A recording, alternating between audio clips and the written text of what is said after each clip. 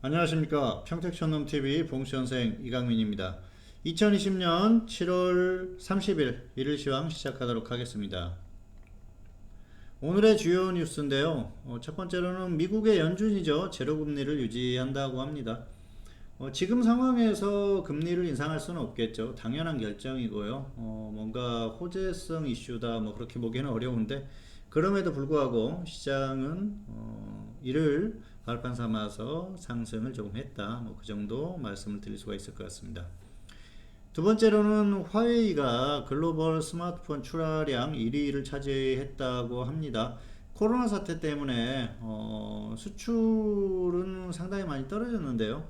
한국도 마찬가지죠. 삼성전자도 마찬가지인데, 중국 내에서는 스마트폰 출하량이 오히려 더 늘었다고 해요. 그래서 어쨌든 뭐 중국 시장이 있기 때문에 당연히 이런 그 결과가 나오지 않나 생각을 하고요. 뭐 특별한 건 아니라고 봐요. 어쨌든 이런 추세가 이제는 이어질 가능성이 높기 때문에 스마트폰에서 삼성전자가 그 출하량 1위를 한다든지 그러기엔 좀 어려운 상황이 되지 않았나, 그렇게 보시는 게 나을 것 같습니다.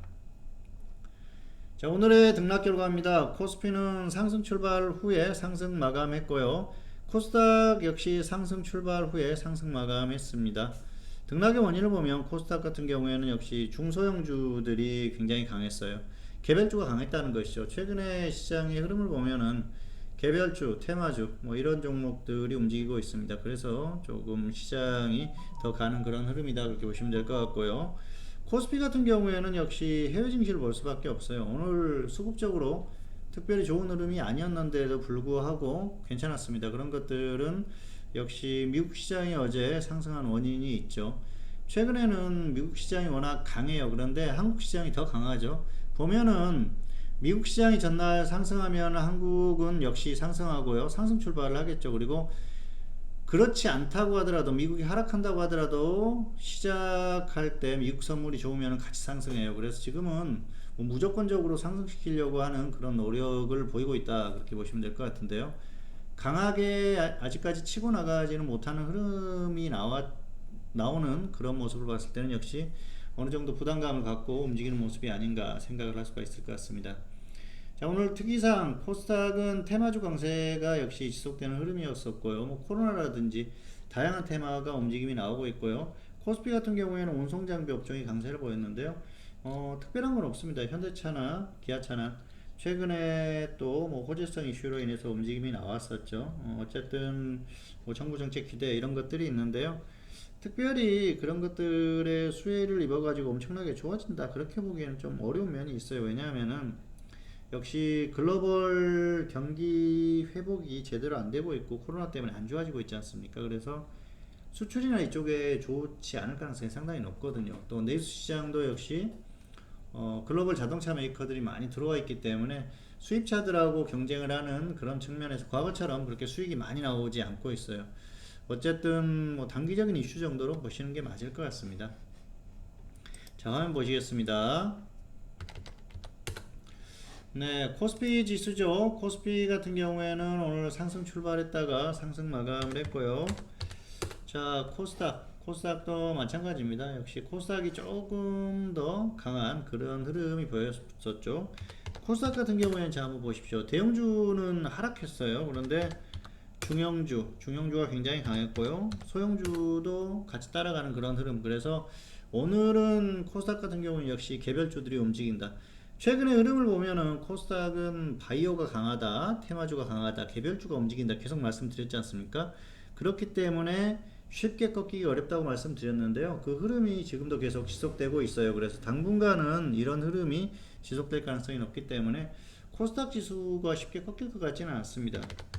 자, 다만 코스피 같은 경우에는 조금 오늘 상승하긴 했지만은 약한 그런 흐름이었었죠. 그래서 좀 좋지 못하다, 그렇게 볼 수도 있겠는데요. 수급적으로 봤을 때는 특별한 게 없어요. 오늘 수급을 보면은 역시 뭐 코스피는 외국인 기관이 같이 어느 정도 또 비슷하게 매수하고 매도하는 흐름이었었고요. 선물 쪽에서도 특별한 그런 흐름이 나오지 않았습니다. 장중에 이제 선물 흐름을 보면서 조금 시장이 움직이는 그런 모습이 있었습니다만, 역시 그 짧은 장중의 흐름이고요. 큰 흐름에서는 나오지 않았다는 것이죠. 다만 미국 시장이 어제 상승했지 않습니까? 자, 미국 시장이 어제 또 상승을 했어요. 그래서 흐름이 괜찮았다는 것이죠. 이런 것들을 발판 삼아서 오늘 상승을 했고요. 미국은 지금 뭐 그렇게 아주 강하다 그렇게 보기에는 좀 어려운 면이 있어요. 2월의 고점하고는 좀 괴리감이 있죠. 그런데 한국 시장 같은 경우에는 어떻습니까? 한국 시장은 지금 2월의 고점을 넘어갔어요. 상당히 강하죠. 전 세계 중에서 가장 강하다 그렇게 볼 수도 있는 그런 흐름인데요.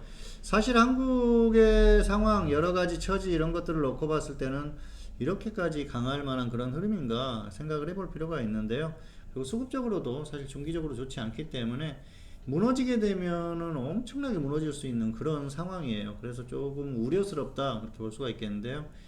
자, 이제 최근에 흐름을 보면은 수급을 한번 보실까요? 그러면은 흐름 자체가 그렇게 아주 썩 그 안정적이다 볼 수가 없는 게 개인들이 여전히 많이 매수를 하고 있다는 것이죠. 그래서 뭐 그동안 연기금이 쭉 매수를 했습니다만 연기금도 최근엔 던져요. 불안한가 봅니다. 어쨌든 차익 실현하거나 뭐 그런 이런 흐름들은 괜찮은 거라고 생각을 해요. 그래서 잘하고 있다고 보고요. 기관은 전체적으로 다 던지고 있죠. 외국인도 던지고 있죠. 다만 단기적으로 외국인 쪽에 매수세가 들어왔는데요. 이건 전기전자 쪽, 특히 삼성전자 쪽에 흐름이 많이 들어왔어요. 삼성전자를 보시면은 단기 흐름이 굉장히 강하지 않습니까? 오늘도 삼성전자가 상승하면서 결국은 지수가 버티게 만들었다 그렇게 보시면 될 것 같아요. 삼성전자는 근데 이제 좀 어느 정도 반등이 나올 만큼 나왔다. 그래서 단기에 좀 조정을 받을 가능성이 있기 때문에 지수도 좀 부담스럽지 않나 그렇게 보고 있고요.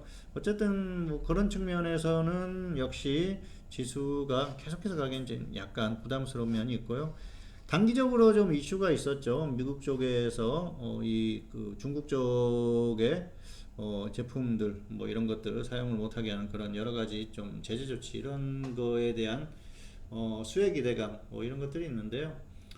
사실은 뭐 삼성이 단기적으로 그런 수혜를 입을 수도 있습니다. 그런데 장기적으로 봤을 때는 역시 이런 부분들이 또 뭐 해소가 될 수도 있는 부분이고요. 그리고 사실은 아주 길게 보면은 삼성전자는 이제 반도체 쪽의 어떤 지금 격차, 중국과의 격차 이런 것들이 상당히 중요하다고 보이는데요. 그게 조금씩 계속 좁혀지고 있다는 게 단기적인 흐름이 나올 수는 있을지언정 장기적인 흐름이 나오기는 좀 어렵다 그렇게 보시는 게 맞을 것 같습니다. 어쨌든 삼성전자 그리고 해외 증시 이런 영향으로 오늘 코스피가 반등했다 뭐 그 정도로 보시면 될 것 같습니다. 자, 그리고 자 업종 한번 보실까요? 업종을 보시면은 오늘 운송장비 업종이 강했는데요. 현대차 그룹주들 이쪽에서 움직임이 조금 나오는 그런 흐름이었어요. 그래서 특별한 건 없고요. 역시 최근에 그 호재성 이슈 이런 것들에 의해서 같이 움직이는 정도로 보시면 될 것 같고요. 코스닥은 테마주들이 전반적으로 잘 움직였었던 흐름 정도로 기억을 하시면 될 것 같습니다. 자, 그리고 안내가 나가고 있는데요. 평택촌놈 가격 인하에 대한 안내입니다. 현물 SMS는 40만원, 파생 SMS는 75만원, 그리고 통합방송은 115만원으로 인하를 했어요.